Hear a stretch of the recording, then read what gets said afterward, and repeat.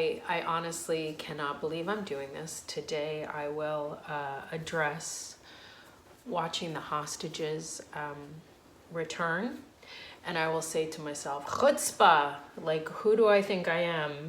And I will read some of the words that is. It's arrogant, courage, utter audacity, self-confidence maybe, exaggerated self-opinion. Who do I think I am? But I'm going to do this, and I'm going to bring the stone, which is bittul or humility, and encourage myself to say what I'd like to say, or the skills that I have. And I'm going to say the heart, right? The two sides of the heart, the vascular vessels. In Tanya, which is a work of Kabbalah, they talk about the two sides of the heart. We'll get into that later, but one side separated out is the vessel. So I put a lot of information in my vessel or my keli. So I'm going to share some of that avoda, what I know. Okay, I'm gonna look at my notes today. So either in the future, this will be better produced, right? There will be a thing that I read. I'm sure I can figure that out now.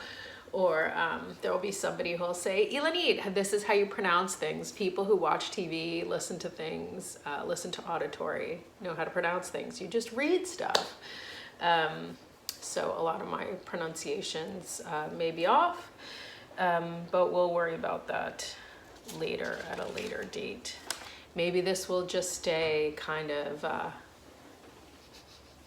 Mr. Rogers, right? You can hear the rain on my ceiling, and you can see me looking at my notes. So let's see how that goes.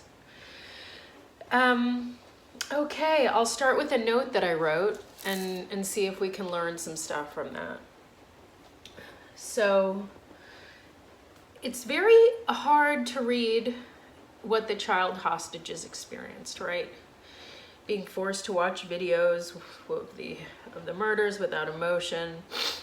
And what caused me to make this video is I read a CNN report of Emily Hand, who is one of the hostages released, and her father's account, which she's not allowing herself to be held. She's crying herself to sleep under a blanket. And so here are some things that we can do, not only to help her with God's help. She has, you know, some therapists over there in Israel. Everybody's pretty trauma informed these days. But how we would speak to her also informs how we would speak to our own children, how we would speak to our partners, the people in our lives that could also have experienced some kind of trauma. So we've done the butterfly hug before in one of the other videos, which is here, right? It's here, the two thumbs together, those fingers right underneath the collarbone, right? And then the bilateral tapping. But also I want to address some I statements today. So when we are comforting or when we are with someone who's been through a trauma, we can say things like a good statement to make would be, when I think of what you went through, this is how I soothe myself. And it can be the bilateral tapping, right? It could be holding oneself. Sometimes I just, I need a hug. And if there's not someone around, I'm gonna give myself a hug. I'm gonna touch my head, my neck. Sometimes I touch my own face. But this is how I soothe myself. That's an I statement. There are others online. And then too, let's say there's someone in front of you who has been through a trauma. A statement is a question, right? I love motivational interviewing. You can ask any kind of open-ended questions. And if someone, you can ask a question, and if you're wrong, motivational interviewing states that they'll correct you, which folks do. I've made statements and folks have corrected me. I had a tissue here. having a little allergies with all the rain and the fallen leaves. Okay, that will find itself when it's ready. Here it is. Okay, can we both do this while we look at each other? If you can't look at me, can you keep your eyes focused on the wall in front of you, something below you? It's in yoga, we call it a drishti, right? You can look up at your third eye with your eyes closed. You can gaze. Keeping our eyes open keeps us focused in the present tense. So can we both do this while I look at you, while we look at one another? If not, can we just be in the same space doing this? You can also do open hand, gentle brushing. You know, and again, this is with consent. Can I touch you? Then I'm going to take my hand and brush it over you from your head down, your shoulders. Sometimes I do this to myself, you know, like how nice it is to be touched. Sometimes I'm touched by other people. Sometimes I touch myself. 80s song, right? I'm going to take my hand and brush it over you from your head, down your shoulders, over your arms, and all the way down to your feet. That's if the person is standing. We've done some standing poses. Down to the feet would look somewhat like this. I'm not going to move my camera. But you would start up at the top of the head and then go down, but really like brushing all the way down into the feet, all the way down into the feet, down into the ground. And if this is the foot, really brushing over that foot into the ground, making sure that the person feels grounded and that the energy is going out their feet down into the ground. So I also have my plant.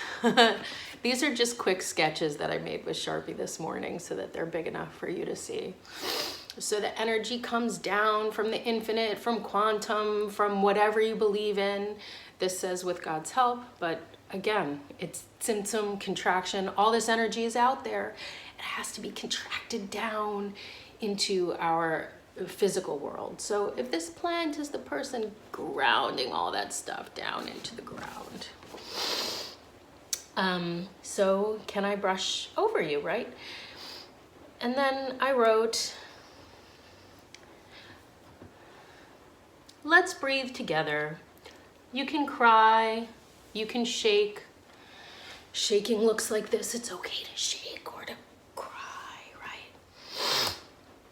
There was the fake crying in one of my earlier videos. If someone can't cry, they can also fake cry.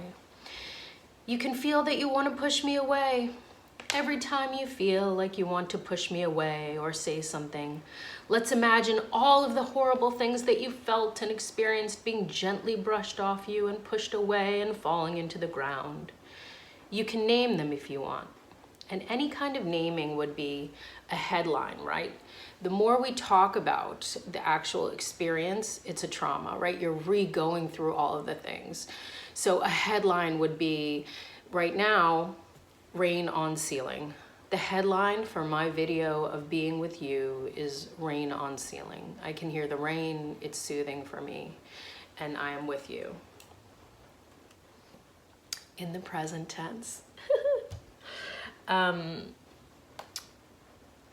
you gently brushed off you and being pushed away and falling into the ground. You can name them if you want. Let's imagine this beautiful earth, the earth that you are at, the earth in Israel, taking our tears and our sadness, the fear and all of this dirty, dusty experience as this terrible experience falls into the earth. And again, be brushing gently. It can be with an open hand, brushing gently. All of this negativity becomes little seeds. Your experience is so strong that it can grow plants and flowers, sparks of light. There's transformation from this terrible experience. Let's experience it together. I will brush you off as long as you need and stop when you are tired. If you allow me, I would love to hold you when you are tired. And again, if the person doesn't want to be held, then they will not. The child can also, or the person can also sit cross-legged and gently tap the knees. I'm tapping my own knees, but if the person is in front of me and cross-legged, I can just gently tap their knees. Or if they're sitting in a chair, gently tap their knees. And again, with the eyes open, a gaze that can be forward or down. The goal would be a soft focus with the eyes open. And again, more I statements. If you are the healer with the person in the room, you can say, I am here with you. You are safe with me here in this home or wherever you are. Name the space so that they are present in the space that they are in. If memories come up, you can watch them like a movie, getting further and further away. The goal is for the person to be tapped gently with their eyes open, because when you close the eyes, you're going directly into the experience that is not happening in the present tense. So I had two other things that could be done, right? So there was the shaking, there's rocking. You can rock this way. I find it very soothing. You can rock this way. I like to hold myself sometimes and just give myself a little rock. Also as well, the folks who have been hostages can cry out for help, right? They can stand and cry, they can bend over and cry. And also, if being tapped and going through the experience, we can also just lie on the floor in exhaustion, letting our faces hang. I'm letting my face hang. Just lying. I don't know if it will allow you to see me if I just lie down, but just sometimes just lying down and giving up, crying out, lying down, any of these things. You can be on the floor in exhaustion. There is also laughter, right? So when we are crying, sometimes it borders on laughter. I don't think I need the glasses for this. So the laughter yoga, easily found on the internet. I'm gonna use my little tissue.